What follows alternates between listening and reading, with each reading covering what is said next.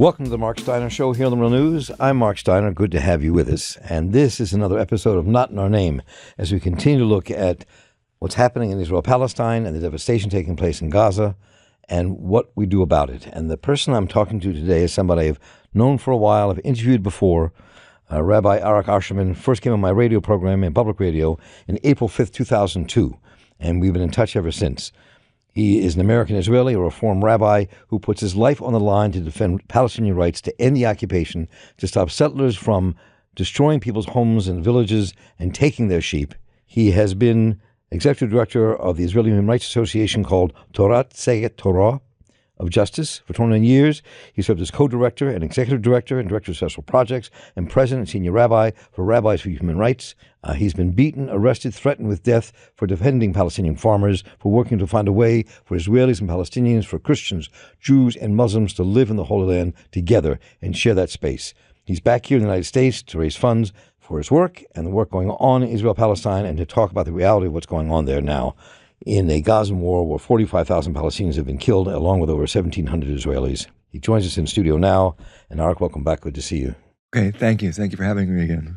So let me ask you, I want you to describe, for people listening to us, what it's like for you and the Palestinians you stand with when you're attacked. When you go in there to defend Palestinian shepherds, defend them on their land that right-wing Israeli settlers want to take from them, with backing of the government and the army. Talk a bit about that. I want about what you experience and what that's like and what actually happens. It could be anything. I mean, you can Google Ascherman knife and see me being attacked by a masked knife-wielding settler. You have been beaten, you've been stabbed, you've been thrown in jail. I mean, all that, and of course, what I've suffered is so minuscule compared to what Palestinians suffer. But the fact is that sometimes I just look these settlers in the eyes and I stare them down and they back down. And sometimes we get beat up or worse. But of course, it's not just the settlers. You know, one of the greatest successes we've had in my career was the Morar High Court decision, which mandates how the Israeli security forces must protect Palestinian farmers. And at least until October 7th, you really literally could see Israeli soldiers protecting Palestinian farmers to harvest their olives. We're right now toward the end of the olive harvest season, next to settlements or inside settlements. But we just had a harvest, for example, in a place called Deir Jarir. Palestinian olive harvest. And the settlers came and attacked us, and the Palestinians, of course. The army came, and they did what the High Court decision explicitly said they cannot do.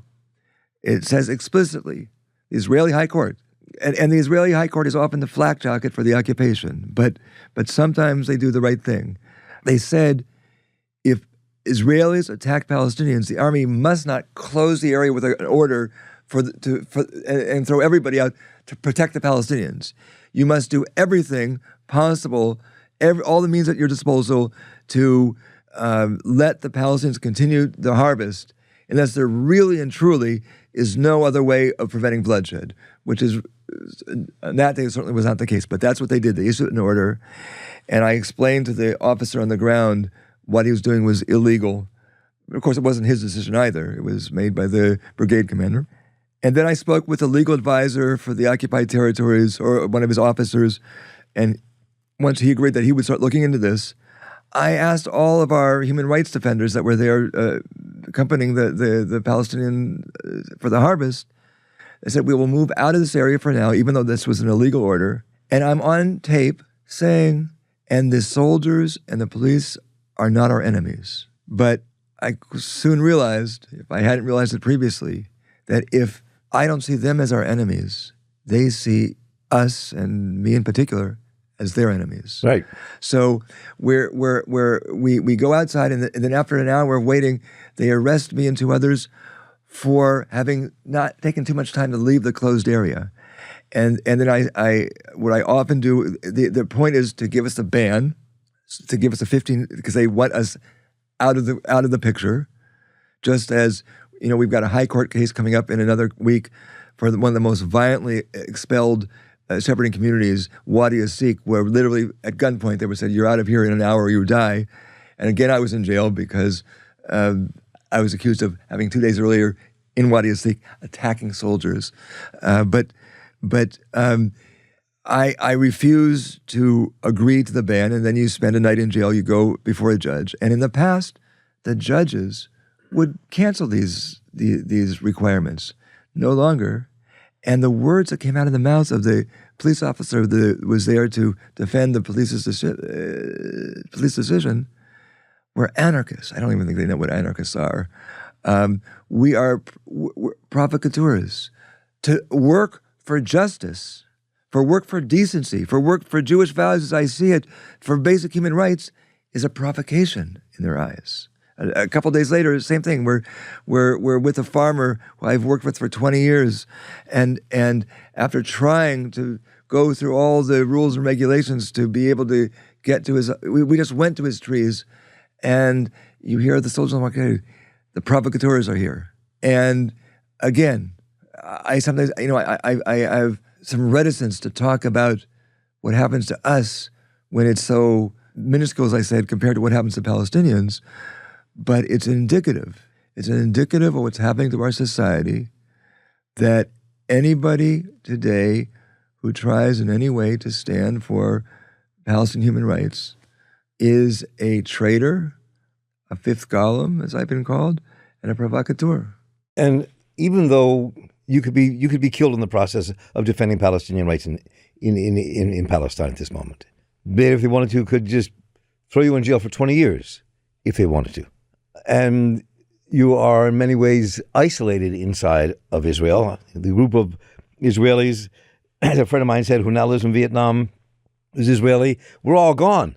The left in Israel, the Jews who are on the left in Israel, left. They're here. They're in Vietnam. They're in France. They're in Britain. They're somewhere else. But you continue to do it. Put your life on the line to say, no, this is not what we should do. No, this is who we are. A, the question is, how long can you do that? And B, this could also end up in the complete destruction of the Jewish people inside of Israel and Palestinians as well. There's all real possibilities. Once, even when I was only 60 and now I'm 65, my partner says to me, as I'm getting up at 4 a.m. to go wherever I was going, you're not that young anymore. Why do you do this? and I say, I will continue to do it as long as I'm able and as long as it's necessary. Unfortunately, it's still necessary, and thank God I'm still able. But, already before October 7th, back just when this government was elected in January of 2023, when they took office, I wrote in the Haaretz newspaper what our tragedy has to be, and I said part of it may be our blood. Not people have become so insensitized to Palestinian blood, but there are still some Israelis who maybe are shocked a bit by Israeli blood. And it's not that I have a death wish, but... And again, it's to make something of our risks, which are so, again, minuscule compared to what Palestinians go through. But the fact is that one of the few tools we have left in the toolbox is to put ourselves on the line and put ourselves in danger. I was thinking an outrageous situation, a family from the village of Deir Dabuan and an outpost on June 18th was set up 200 meters from their home. And they fled, also with soldiers coming and firing guns in the air. And then the soldiers who maybe realized that some of them said, well, you come back and live in your home and call us if there's a problem. Really? Before they're injured or dead? And we got a court order that they couldn't touch the home. The home's been destroyed by the settlers. Part of the family are U.S. citizens. We begged that the United States would do something to defend their citizens. Nada. And sometimes I think, well, maybe we have to go and put up some tents where that demolished home was, if the court won't agree to order that outpost removed. And what might happen to us if we do that? I'm not sure it would be very pretty. But I sometimes don't see what else we have left to do. Again, again, we're going to have to weather the storm, do whatever we can to protect whoever we can protect. At least that Palestinians should know that they are not alone. Find ways of getting out of our echo chamber to try to really understand what makes our fellow Israelis tick, the ones that you keep on saying, how can they do these things? And also be in court as our kind of one of our last best hopes. Try to educate, but it really is just doing whatever little we can do until this too shall pass. In all the years we've been talking together now, it's been longer than I realized, Yes, 22 years it's been a while. of conversations. There was a time when, in our early years of talking together, that we actually thought we could see maybe a peace blooming. There was a possibility of Palestinians and Israelis coming together. We could build a future somehow, whether it was two states or one state or some cooperative arrangement, that there was hope.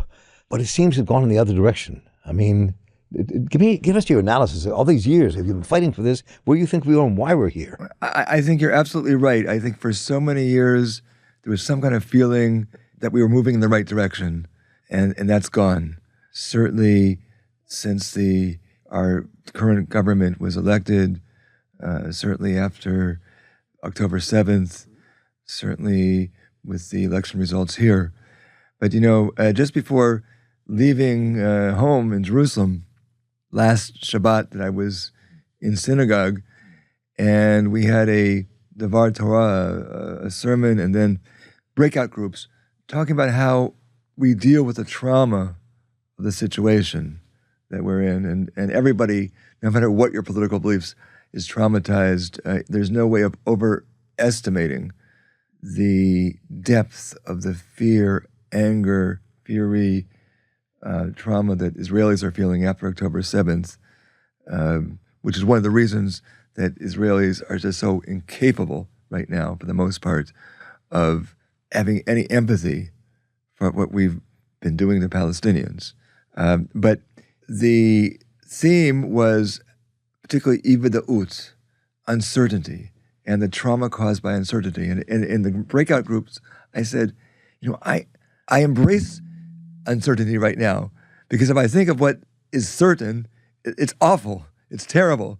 And the one thing that gives me some hope is that there's that joker in the deck of uncertainty. Maybe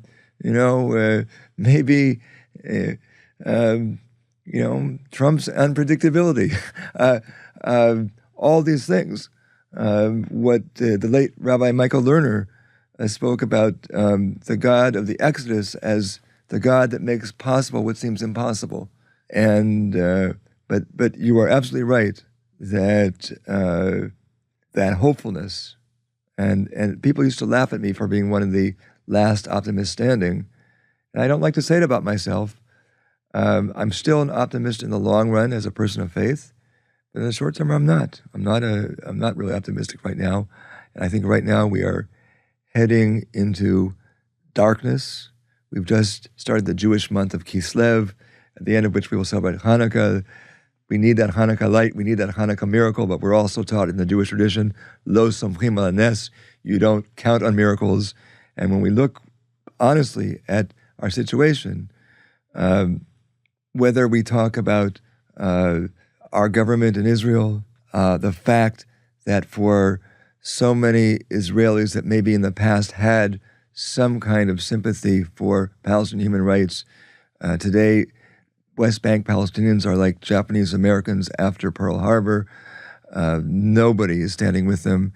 The international courts have no teeth. Certainly, we can't expect very much from the international community right now. And that means that Palestinians are simply unprotected. And things aren't great either for the Israeli Jews and other Israelis living in poverty, whom we also try to protect. We had a meeting just before I left of our coalition to work on public housing for Israelis, and nobody has any bandwidth to think about people living in poverty who are some of the hardest hit by the realities of war. There's so much to what you said that raises so many questions. And I understand the pain Israelis are going through with the attack on October the 7th. And the kibbutzim attacked, Mefalsim, Kesufim, were kibbutzim where my family lived. And relatives I didn't even know were killed in those attacks. And some I know that I've been in communication with from Uruguay and Mexico City, which is where many of them came from, were on the left in Israel. So I understand that pain completely. But why do you think there's such a detachment then from the mass murder of Palestinians by Israelis now? At least 45,000 people have been killed. More have been injured and wounded. Entire communities leveled. People under the rubble, we don't know how many. And how do you read that as somebody who's been so active in trying to stem Israeli violence and to protect Palestinian lives and to build a different world? How do you begin to address what you just described? Well, first of all, again, I say you cannot overestimate the depth of the trauma that people, and I would hope that what we've suffered should sensitize us to the suffering of others. But today, even Israelis who were in the past more progressive simply see Palestinians as demons, as Amalek, as people that there's no way of making peace for. There is simply a total collapse. And it's also, Israelis could surf the net and see what you see, but they usually don't. They don't see the exploded body parts. They don't see the hand of the child sticking out of the rubble in Gaza. What we hear 24/7 is about our pain. We hear the radio waves and television are filled day after day, hour after hour, with the stories of the murdered and raped Israelis, the fallen soldiers, the kidnapped, the people who have had to have been evacuated from their homes because they're on the border, and it's just like never the twain shall meet. We are simply living in different realities, and there may be some other factors as well, but let's start with those. In all the years, I'm going to come back to what you said.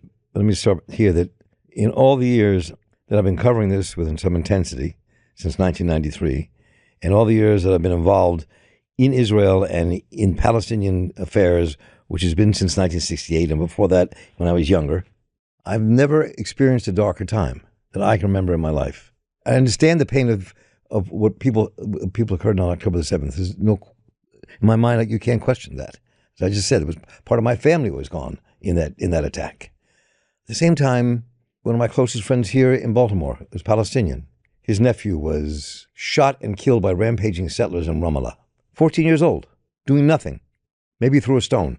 So, and one of the things that you know from the history of Jewish people is that beneath much of the work, secular and religious, is a humanitarianism, is a kind of wanting to reach out to the person who is being persecuted like you've been persecuted. So how does that turn around? You live there, you're in it.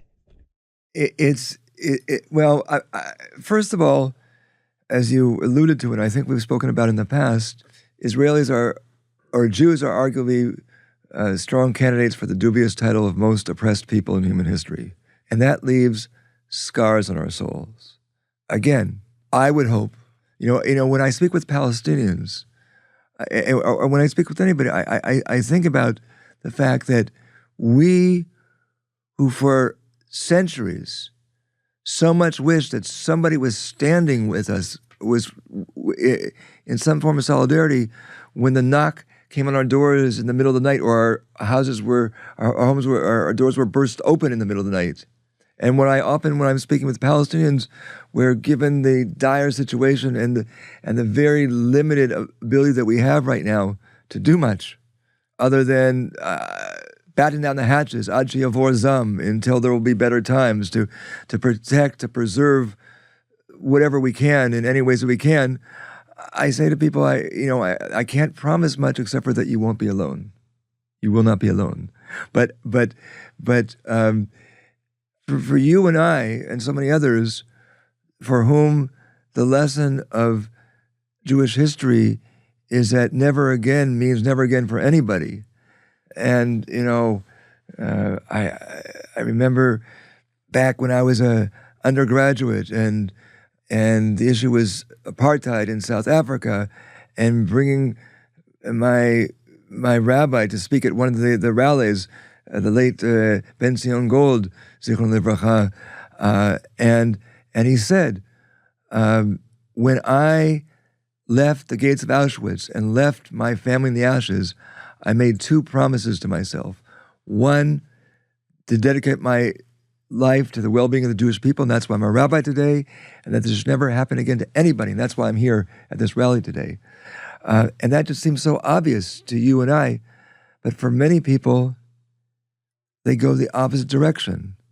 And we've talked about before about Rabbi Shimshon Raphael Hirsch, who back several decades before Theodor Herzl, the founder of modern political Zionism, said the Torah is saying that Toevat Mitzrayim, the abomination of Egypt, is simply that they believe that might makes right. And therefore they had absolute power over us. They could do with us what they want. As a slave us and bitter our lives. He said, and he's predicted several decades before Herzl, someday we're going to have a state, and the Torah is warning us, when you have the power, as you will, do not use it as Egyptians use it against us, even though that's maybe the natural human thing to do, to repeat learned behaviors. But we do. And so many Israelis are motivated by the weight of Jewish oppression over the centuries, the feeling that there's an anti-Semitic world out there who is looking for any way possible to destroy us. And your incredulity is just a indicator of just how we are in such different worlds from so many of these people.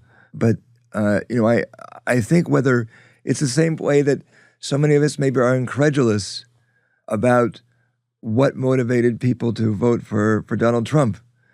And I think at some point, we're going to have to get out of our echo chambers and into theirs, which isn't an easy thing to do.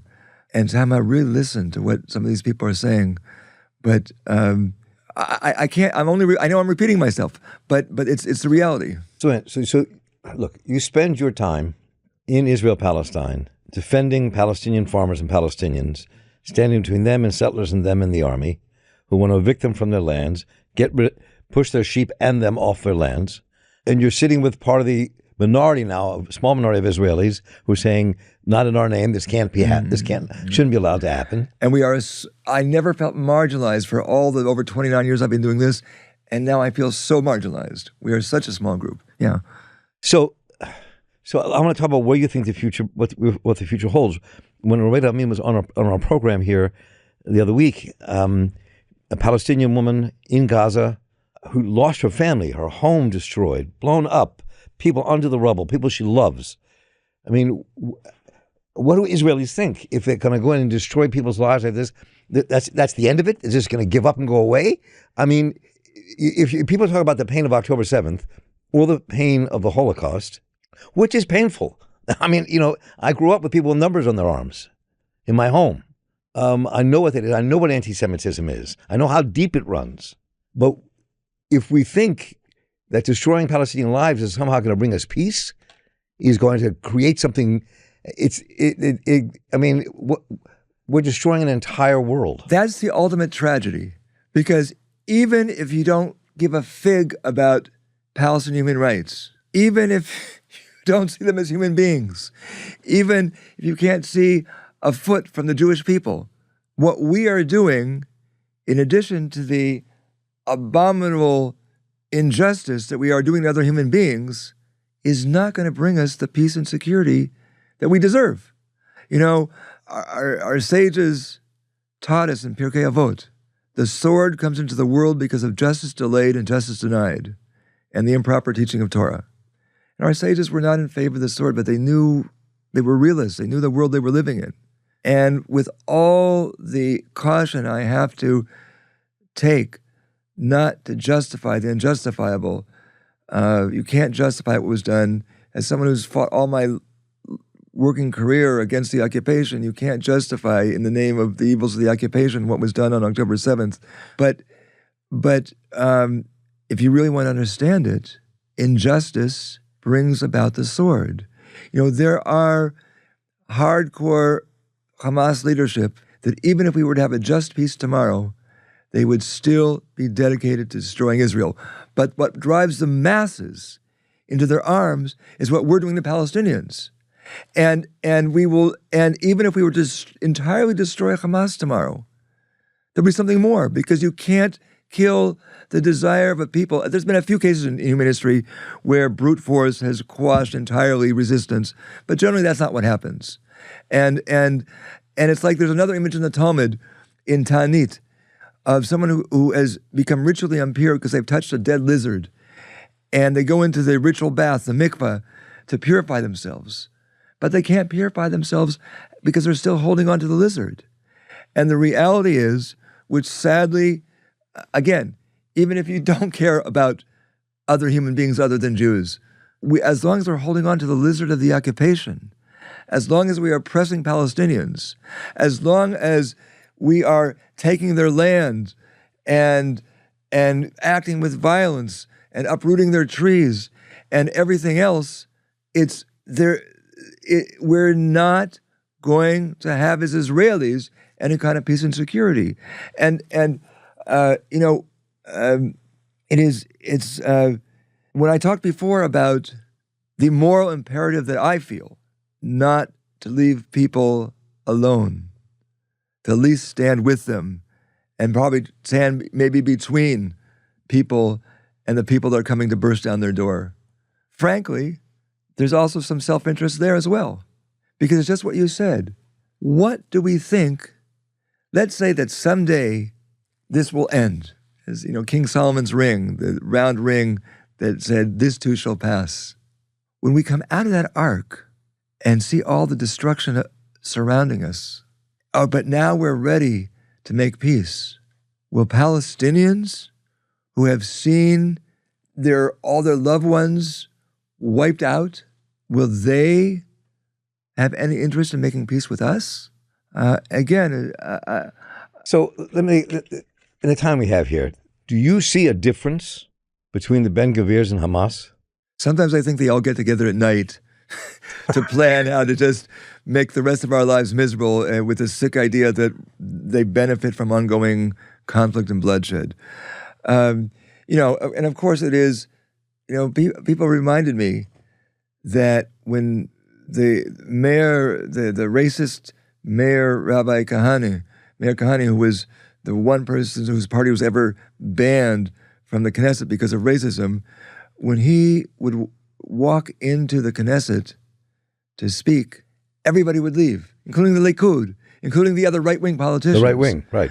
And today, Ben Gvir, a Kahane supporter all his life, now he tries to paper that over a bit, who until he realized it wasn't going to help him get elected, had a picture of the murderer Baruch Goldstein, who went in and shot people up and murdered people in the Hebron mosque, Tomb of the Patriarchs. When the right mosque. wings really attacked the mosque and killed all those people. And he's in the Knesset and now a minister. I mean, you really do have to ask, what has happened to us that could be acceptable? Arik Ascherman, let me first say thank you for coming to the studio today and being here, but I also thank you for putting your life on the line for Palestinians and for an equitable Holy Land that very few are willing to do, especially fewer and fewer people are willing to do. And I think that's one of the things that maybe we should work on in the future conversations here, is to bring you and others and Palestinians we've had on together to talk about what the future might be and how to get there. Because right now, to me, it's a very dark future and a very frightening place. Very dark. Talking to Palestinians, may there be some Hanukkah light. It's very scary. Yeah. Their lives are on the line, just like your life's on the line for saying no to what's happening to them. So again, Arik Ascherman, thanks so much for the work you do. I appreciate you joining us in studio, and we will link to all the work you're doing so people can see exactly what takes place. And we will stay in touch. Thank you so much for being here. Thank you. Once again, let me thank Rabbi Arik Ascherman for joining us today. And we'll link to his work and videos about his work on our website. And thanks to Cameron Granadino for running the program today, audio editor Alina Nehlich for working her magic, Rosette Sawali for producing The Marc Steiner Show, and the tireless Keller Rivara for making all work behind the scenes, and everyone here at the World News for making the show possible. Once again, let me thank Rabbi Arik Ascherman for being here today, and more importantly, for putting his life on the line for fighting for ending the oppression of Palestinians and working for an Israel-Palestine where all can live together in peace. Please let me know what you thought of what you heard today, what you'd like us to cover. Just write to me at mss@therealnews.com, and I'll get right back to you. Once again, thank you, Rabbi Ascherman, for joining us today. Take care.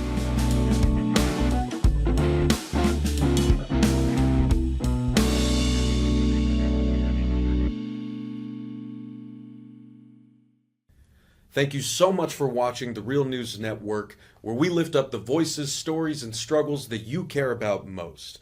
And we need your help to keep doing this work. So please, tap your screen now, subscribe, and donate to The Real News Network.